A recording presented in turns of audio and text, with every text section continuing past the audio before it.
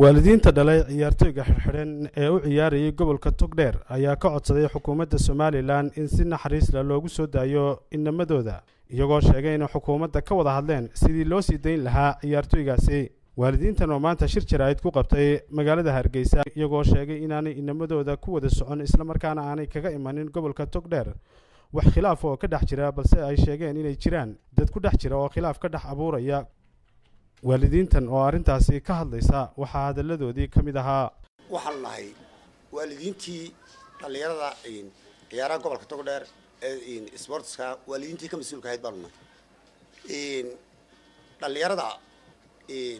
markii ay ka yimaadeen gobolka waxay soo ambabaxeen inay u ciyaaraan gobolka. dhalinyaradu waxay matalaysay gobol nasiib daro gobolkii ay doonayeen inay u ciyaaraan waraba ku yimi warabka ku yimi waxa keenay rag ku muraadsanaya inamada oo dan leh. waxaanu halkan haddii aanu nahay waalidiinta ubadka dhalay ka socday gobolka Togdheer waxaanu halkan ku cadeynaynaa in ubadka yaga iyo annagu toona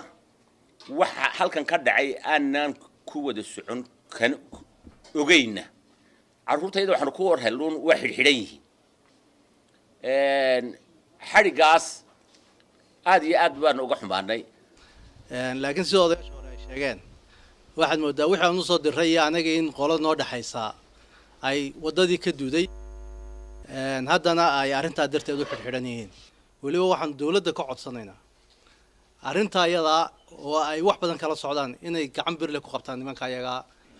insha Allah taala waxaan rajaynaynaa inaanu sharaftii gobolka iyo bulshadii reer Togdheer ka yimaadeen iyo inamada sharaftoodiiba aanu halkan